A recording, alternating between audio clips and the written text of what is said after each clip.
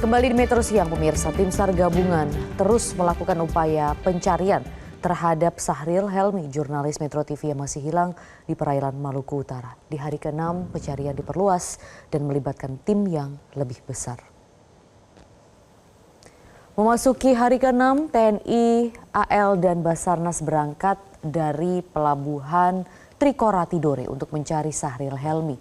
Pencarian diperluas menjadi 6 titik koordinat dan 6 tim, yakni tim TNI, Polri, Basarnas, Kesatuan Penjagaan Laut, dan Pantai RI, serta nelayan dan keluarga Sahril Helmi yang berangkat mandiri. Pencarian akan berfokus di area selatan TKP mengarah ke perairan Halmahera Selatan. Komandan KRI 873 Mata Bongsang, Mayor Laut Mahmud Ridho mengatakan 30 personil Mata Bongsang melakukan penyisiran di map area yang telah dipetakan.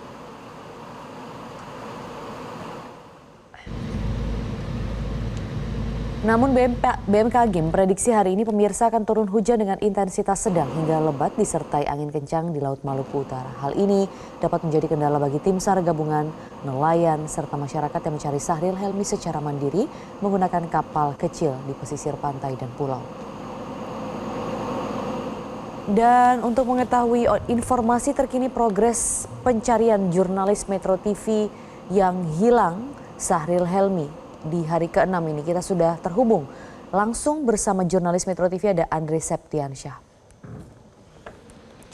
Andre, bisa disampaikan bagaimana update terkini atau progres dari pencarian Sahril Helmi di hari ke-6 ini? Apakah cuaca hari ini mendukung untuk dilakukan pencarian, Andre?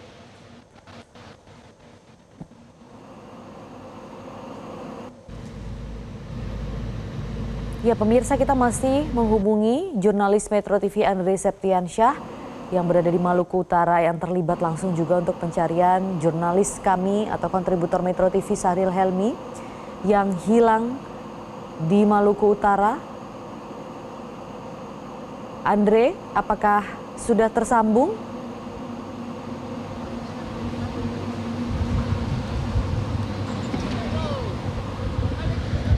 Iya, kita sudah kembali tersambung dengan Andre Septiansyah. Andre, bagaimana progres pencarian dari Sahril Helmi di hari ke-6 ini? Dan juga apakah cuaca hari ini memungkinkan untuk dilakukannya pencarian lanjutan, Andre? Ya, selamat siang Maria, dan hampir pukul 2:30 sore waktu Indonesia Timur.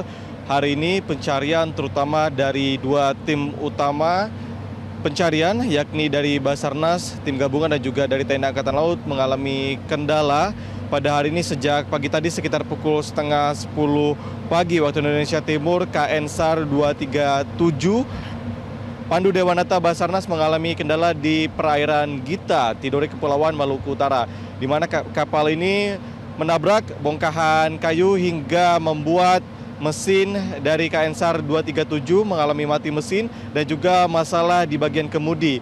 Sehingga tadi pagi juga dilakukan proses evakuasi oleh KRI 873 Mata Bongsang oleh TNI Angkatan Laut. Sehingga memang proses evakuasi untuk mencari Sahril Helmi di perairan Maluku Utara, khususnya dari tim utama, cukup terkendala pada hari ini. Selain kendala dari adanya operasi dan kendala di kapal KN SAR 237, juga memang untuk cuaca di perairan Laut Maluku Utara hari ini sesuai dengan potensi dini yang dikeluarkan oleh BMKG, memang cukup turun hujan dengan intensitas sedang hingga lebat dan juga gelombang yang cukup tinggi, seperti dalam perjalanan kami dari perairan Gita hingga ke Pelabuhan Ternate pada sore ini juga gelombang cukup tinggi sehingga kapal kami bergoyang cukup kencang, Maria. Dan saat ini adalah proses evakuasi dari kapal KN SAR 237 untuk nantinya bisa disandarkan di Pelabuhan Ternate. Tadi ditarik oleh kapal KRI 873 dan saat ini dibantu dengan kapal yang disediakan oleh pihak Pelabuhan Ternate agar nantinya kami bisa bersandar di Pelabuhan Ternate, Maria. Namun memang, Maria, untuk pencarian hari ini ada 6 tim, tak hanya dari gabungan tim SAR di Basarnas dengan kapal KN SAR 237 ataupun KRI 873 dengan para personel TNI Angkatan Laut. Ada juga 4 tim lainnya, yakni dari tim KPLP atau Kesatuan Penjaga Laut dan Pantai Indonesia, kemudian ada dari Ditpol Airut Polda Maluku Utara, serta para nelayan dan juga keluarga dari Sahril Helmi yang melakukan operasi pencarian secara mandiri, baik itu di sepanjang pesisir Pulau Halmahera antara desa Tobaru hingga desa Livova dan juga di sekitar perairan Gita maupun di pulau-pulau sekitar, misalnya Pulau Moti, Pulau Makian, kemudian Pulau Woba, di mana memang di sekitaran itulah lokasi kejadian dari meledaknya speedboat RIP 04 milik kantor SAR Ternate, dan disitulah juga tadi kapal KN SAR 237 mengalami kendala saat menyisir di sekitar lokasi kejadian dan juga pulau-pulau sekitar. Namun memang seperti pertanyaan Anda, Maria, cuaca hingga sore ini cukup cerah, namun memang untuk dua tim utama mengalami kendala,